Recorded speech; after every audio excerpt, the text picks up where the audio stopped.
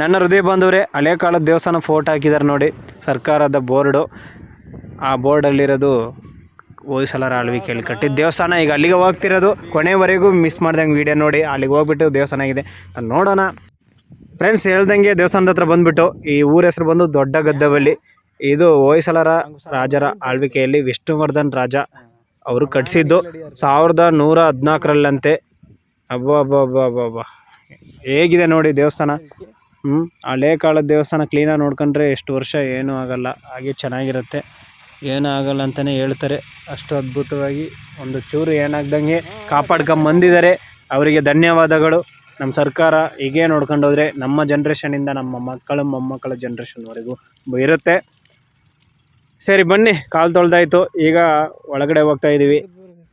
ನನ್ನ ಹೃದಯ ಬಾಂಧವರೇ ನೋಡಿ, ಆಗಿನ ಕಾಲದವ್ರು ಹೇಗೆ ಕಟ್ಟಿದಾರಂತ, ಅಷ್ಟು ಅದ್ಭುತವಾಗಿ ಕಟ್ಟಿದಾರಲ್ಲ. ಈಗಿನ ಜನ್ರೇಷನ್ ತುಂಬ ಕಷ್ಟ. ಇನ್ನು ಕಲ್ಲುಗಳು ಎಲ್ಲಿಂದ ತಂದರೂ ಯಾವ ಬಂಡೆಯಿಂದ ಹೊಡೆದ್ರು ನನಗಂತೂ ಗೊತ್ತಾಗ್ತಿಲ್ಲ. ನನಗೆ ಆಶ್ಚರ್ಯ ಆಗ್ತಿದೆ ನೋಡಿ, ಕಂಬಗಳೆಲ್ಲ ಹೇಗೆ ಶಿಲ್ಪಿಯರು ಹೊಡೆದು ಕೆತ್ತಿ ಅದನ್ನು ಅಷ್ಟು ಅದ್ಭುತವಾಗಿ ನಿಲ್ಲಿಸಿ, ಒಂದೊಂದು ಕಲ್ಲು ಯಾವ ಫಿನಿಶಿಂಗ್ ನೋಡಿ ಫ್ರೆಂಡ್ಸ್, ಹೆಂಗೆ ಕೊಟ್ಟಿದ್ದಾರೆ ಆಗಿನ ಕಾಲದವರು. ಒಬ್ಬ ಸೂಪರ್. ಒಳಗಡೆ ಬಂದೆ, ನಾನೇ ಮೈ ಮರೆತುಬಿಟ್ಟೆ. ಸಖತ್ತಾಗಿದೆ ಫ್ರೆಂಡ್ಸ್, ಮಿಸ್ ಮಾಡ್ದಂಗೆ ಬಂದು. ದೊಡ್ಡ ಗದ್ದವಳ್ಳಿ ಶ್ರೀ ಲಕ್ಷ್ಮೀ ದೇವಿ ಅಮ್ಮನವರ ದೇವಸ್ಥಾನ ಇಲ್ಲಿ ಅಷ್ಟು ಅದ್ಭುತವಾಗಿದೆ. ನನಗಂತೂ ಮೈ ಮರ್ತು ಹೋಗ್ತಿದ್ದೀನಿ. ನೀವು ಫ್ಯಾಮಿಲಿ ಜೊತೆ, ಫ್ರೆಂಡ್ಸ್ ಜೊತೆ, ನಿಮಗೆ ಗೊತ್ತಿರೋರ ಜೊತೆ, ಹೊಸ ಫ್ರೆಂಡ್ಸ್ ಜೊತೆ, ನಿಮಗೆ ಯಾರೇ ಪರಿಚಯ ಇದ್ದರೂ ಸರಿ, ಸಿಂಗಲ್ ಆಗಿದ್ದರೂ ಬಂದು ದರ್ಶನ ಮಾಡ್ಕೊಂಡೋಗಿ. ನೋಡಿ ಇಲ್ಲಿ ಬಂದು ಹೋಗ್ತಿದ್ದಾರೆ. ಅಂದರೆ ಕೆಲವ್ರಿಗೆ ಗೊತ್ತಾಗಿರುತ್ತೆ, ಕೆಲವ್ರಿಗೆ ಗೊತ್ತಾಗಿಲ್ಲ. ಗೊತ್ತಾಗದಿದ್ದವ್ರು ಬಂದು ವಿಡಿಯೋ ನೋಡ್ಕೊಂಡಾದ್ರು ಬರ್ರಿ, ಇಲ್ಲ ಕೇಳಿ ತಿಳ್ಕೊಂಡಾದ್ರು ಬರ್ರಿ. ಹಾಸನದಿಂದ 20 ಕಿಲೋಮೀಟ್ರು, ಬೇಲೂರಿಂದ 25 ಕಿಲೋಮೀಟ್ರ್ ಆಗುತ್ತೆ. ಹಾಸನ ಬೇಲೂರು ಮಧ್ಯದಲ್ಲಿದೆ. ಲಕ್ಷ್ಮೀ ಅಮ್ಮನವರು ಅಷ್ಟು ಅದ್ಭುತವಾಗಿದ್ದಾರೆ. ನನಗೆ ತುಂಬ ಆಶ್ಚರ್ಯ ಆಗ್ತಿದೆ. ನನಗೆ ಒಂಥರ ಮೈ ಮರಿತಾ ಇದ್ದೀನಿ. ಆಗಿನ ಕಾಲದವರು ದೇವಸ್ಥಾನ ಕಟ್ಟಿ ಸೂಪರಾಗಿದೆ. ಇದು ಶಿವ ದೇವರು, ಲಿಂಗೇಶ್ವರನ ಯಾವುದೇ ಹೆಸರಿಂದ ಕರೀತಾರೆ ಗೊತ್ತಿಲ್ಲ. ಈಶ್ವರ ದೇವರು ನಾನು ಕರೆಯೋ ರೀತಿ ಅಷ್ಟೇ, ಎಲ್ಲ ದೇವರೊಬ್ಬನೇ. ಫ್ರೆಂಡ್ಸ್ ನೋಡಿ, ಒಂದೊಂದು ಫ್ರೆಂಡ್ಸ್ ದೇವಸ್ಥಾನದೊಳಗೆ ಕೆತ್ತಿ ಶಿಲ್ಪಿ ಅಷ್ಟು ಶೈನಿಂಗ್ ಕೊಟ್ಟಿದ್ದಾರಲ್ಲ. ಕಂಬಗಳನ್ನು ಒಂದೊಂದು, ಆ ಮೇಲ್ಗಡೆ ಗೋಪುರವನ್ನು ಎತ್ತಿಡ್ಕೊಂಡಿದ್ದು ನಿಂತಿದೆಯಲ್ಲ, ಗಂಭೀರವಾಗಿ ಅದ್ಭುತವಾಗಿದೆಯಲ್ಲ, ಸೂಪರ್. ಫ್ರೆಂಡ್ಸ್ ಈ ರೌಂಡ್ ಇದೆಯಲ್ಲ, ಇದು ಬಂದು ಏನಪ್ಪ ಅಂದರೆ ದೊಡ್ಡ ಗದ್ದವಳ್ಳಿ ಹೆಸರೇ ಅದರಿಂದ ಬಂದಿದೆ. ಇಲ್ಲಿ ಕಾಳಿದೇವಿಗೆ ದೊಡ್ಡ ಕುತ್ತಿಗೆ ಇರುತ್ತಲ್ಲ, ಅವ್ರನ್ನ ಕಡಿಯೋರಂತೆ ಯುದ್ಧಕ್ಕೆ ಹೋಗ್ಬೇಕಾರೆ. ಕಡಿದು ತಾಯಿಗೆ ಅಭಿಷೇಕ ರಕ್ತ ಕೊಟ್ಟು ಹೋಗ್ತಿದ್ರಂತೆ, ಅವಾಗ ಯುದ್ಧ ಗೆಲ್ಲರಂತೆ. ಅದು ಸಂಪ್ರದಾಯ ಅಂತ ಹೇಳ್ತಿದ್ದಾರೆ. ನನಗೆ ತಿಳಿಸಿದ್ರಿ, ಈಗ ಅದನ್ನು ನಿಮಗೂ ತಿಳಿಸ್ತಾ ಇದ್ದೀನಿ. ಫ್ರೆಂಡ್ಸ್ ಹೊರಗಡೆ ನೋಡಿ ಸೂಪರ್, ಒಳಗಡೆ ಇನ್ನೂ ಸೂಪರ್. ಆಗಿನ ಕಾಲದವರು ಇಂಜಿನಿಯರ್ಗಳು ಅಂದರೆ ಶಿಲ್ಪಿ, ನನಗೆ ಮಾತಾಡೋಕ್ಕೆ ಬಾಯಿ ಬರ್ತಾ ಇಲ್ಲ, ಅಷ್ಟು ಅದ್ಭುತವಾಗಿ ದೇವಸ್ಥಾನ ಕಟ್ಟಿದಾರಲ್ಲ, ಗ್ರೇಟ್. ಈಗಿನ ಕಾಲದವರಿಗೂ 1000 ಕೋಟಿ ಕಟ್ಟಿದ್ರು ಇಂಥ ದೇವಸ್ಥಾನಗಳು ಹಾಕಿ ಕಟ್ಟೋಕ್ಕೂ ಆಗಲ್ಲ, ಈ ಥರ ಶೈನಿಂಗೂ ಬರಲ್ಲ. ಯಾಕಂದರೆ ಆ ಥರ ಕಟ್ಟಿದ್ದಾರೆ. ಕಷ್ಟ ಇದೆ, ನನಗೆ ಮಾತಾಡೋಕ್ಕೆ ಆಗ್ತಿಲ್ಲ. ಸೂಪರ್. ಆದರೆ ಇಂಥ ದೇವಸ್ಥಾನಗಳು ನಾವು ಕಾಪಾಡಿಕೊಂಡು ಬರಬೇಕು ಮುಂದಿನ ಜನ್ರೇಷನಿಗೆ ಅಷ್ಟೇ. ಫ್ರೆಂಡ್ಸ್ ಹೋದ ವೀಡಿಯೋದಲ್ಲಿ ನಾನು ಶೀಕೆ ಗುಡ್ಡ ಹೋಗಿದ್ದೆ, ಅದು ಮುಗಿಸ್ಬಿಟ್ಟು ಅಲ್ಲಿಂದ ಡೈರೆಕ್ಟ್ ಇಲ್ಲಿಗೆ ಬಂದೀನಿ. ಅಲ್ಲಿಂದ ಒಂದು 15 ಕಿಲೋಮೀಟ್ರ್ ಒಳಕ್ಕೆ ಇರ್ಬೋದು. ಶೀಕೆ ಗುಡ್ಡದಿಂದ ಬಂದಿದ್ದೀನಿ. ಗೂಗಲ್ ಮ್ಯಾಪಲ್ಲಿ ಸರ್ಚ್ ಮಾಡಿದರೆ ಅದು ಚೆನ್ನಾಗಿತ್ತು ದೇವಸ್ಥಾನ, ಅದು ಹೋದ ವೀಡಿಯೋದಲ್ಲಿ.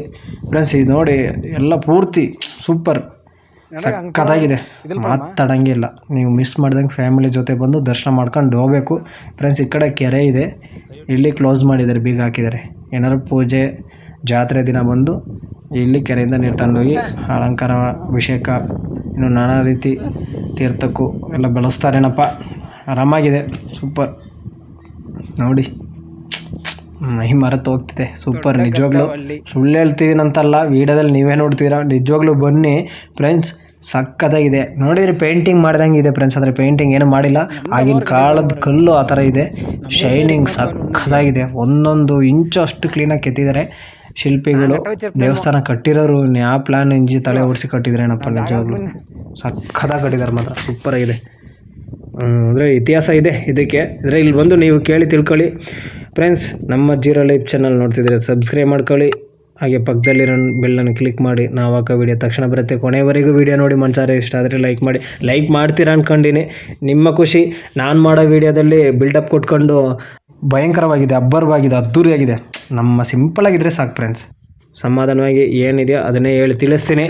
ನಿಮಗೇನು ಬರುತ್ತೋ ಅದನ್ನು ಕಮೆಂಟ್ ಮಾಡಿ ತಿಳಿಸಿ. ಈ ದೇವಸ್ಥಾನ ಹೇಗೆ ಇಷ್ಟ ಆಯಿತು ಅಂತ ಕಮೆಂಟ್ ಮಾಡಿ ತಿಳಿಸಿ. ಸಖತ್ತಾಗಿದೆ, ನನಗೆ ತುಂಬ ಇಷ್ಟ ಆಯಿತು. ಇಲ್ಲಿ ನೋಡಿ ಹೊರಗಡೆ ಓಪನ್ ಕಂಬಗಳು ಹೇಗೆ ನಿಲ್ಲಿಸಿದಾರಲ್ಲ, ಸೂಪರ್. ಫ್ರೆಂಡ್ಸ್ ನಿಜವಾಗ್ಲೂ ನಾನು ಹೇಳ್ತೀನಿ, ತುಂಬ ಅಂದರೆ ತುಂಬ ಖುಷಿ ಆಗ್ತೈತೆ ಈ ಥರ ದೇವಸ್ಥಾನ ನೋಡೋತ್ತಿಗೆ. ನೀವೇನು ಬೇಕಾದ್ರೂ ಮಾಡಿ, ಆರೋಗ್ಯ ಚೆನ್ನಾಗಿ ನೋಡ್ಕೊಳ್ಳಿ, ಅದನ್ನು ಕಾಪಾಡ್ಕೊಬೇಕು, ಆವಾಗಲೇ ಚಂದ. ಈ ಥರ ದೇವಸ್ಥಾನಗಳೆಲ್ಲ ಅದೃಷ್ಟ ಮಾಡಿದ್ದೀನಿ. ನೀವು ಅದೃಷ್ಟ ಮಾಡಿದ್ದೀರಾ ವೀಡಿಯೋದಲ್ಲಿ. ಹಾಗೆ ಸುಮ್ಮನೆ ನೋಡ್ತಿರ್ಬೇಡಿ, ಬನ್ನಿ ಫ್ಯಾಮಿಲಿ ಜೊತೆ ಬಂದು ದರ್ಶನ ಮಾಡ್ಕೊಂಡೋಗ್ರಿ.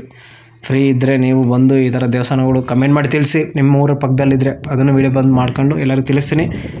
ನಿಮ್ಮ ಖುಷಿನೇ. ವೀಡಿಯೋದಲ್ಲಿ ಸಣ್ಣ ಪುಟ್ಟ ತಪ್ಪಾದರೆ ನಿಮ್ಮ ಮನೆ ಹುಡುಗ ಅಂತ ಕ್ಷಮಿಸಬೇಕು. ಏನಾದರೂ ಕಮೆಂಟ್ ಮಾಡಿ ತಿಳಿಸಿ, ತಿದ್ದುಪಡಿ ಮಾಡ್ಕೊತೀನಿ. ನಿಮ್ಮ ಆಶೀರ್ವಾದ, ನಿಮ್ಮ ಸಪೋರ್ಟ್ ಹೆಚ್ಚೆಚ್ಚು ಇರಬೇಕು. ಮತ್ತೆ ಹೆಚ್ಚಿನ ವೀಡಿಯೋ ಮಾಡ್ತೀನಿ. ಇದು ಆಂಜನೇಯ ಸ್ವಾಮಿ ನೋಡಿ, ಆಗಿನ ಕಾಲದಲ್ಲೇ ಕೆತ್ತಿದ್ದಾರೆ ಅಲ್ವಾ? ಹೇಗಿದೆ, ಸಖತ್ತಾಗಿದೆಯಲ್ಲ. ನಮ್ಮ ದೇವಸ್ಥಾನಗಳನ್ನು ನಾವೇ ಬೆಳೆಸಬೇಕು, ನಾವೇ ಉಳಿಸ್ಬೇಕು ಫ್ರೆಂಡ್ಸ್.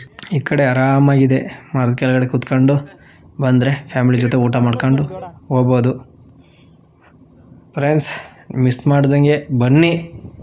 ಚೆನ್ನಾಗಿದೆ ದೇವಸ್ಥಾನ. ನನಗೆ ತುಂಬ ಇಷ್ಟ ಆಯಿತು. ನಿಮಗೆ ಹೇಗಂತ ಗೊತ್ತಿಲ್ಲ. ನಾನು ಮಾಡೋ ವೀಡಿಯೋ ಪೂರ್ತಿ ನೋಡಿದ್ರು ನಿಮ್ಮ ಮನಸ್ಸಿಗೆ ಖುಷಿ ತಂದು ಕೊಡಬೇಕು.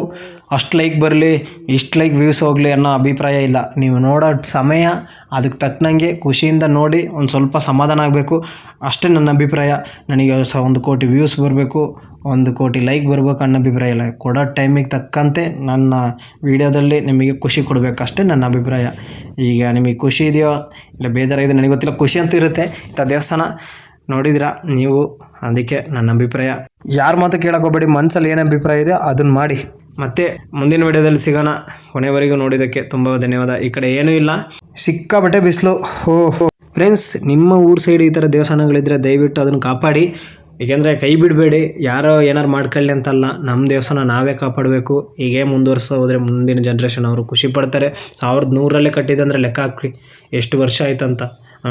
ಕೊನೆವರೆಗೂ ನೋಡಿದ್ದಕ್ಕೆ ತುಂಬ ಧನ್ಯವಾದ. ನಿಮ್ಮ ಆಶೀರ್ವಾದ ಎಂದು ಇರಲಿ ನನ್ನ ಮೇಲೆ.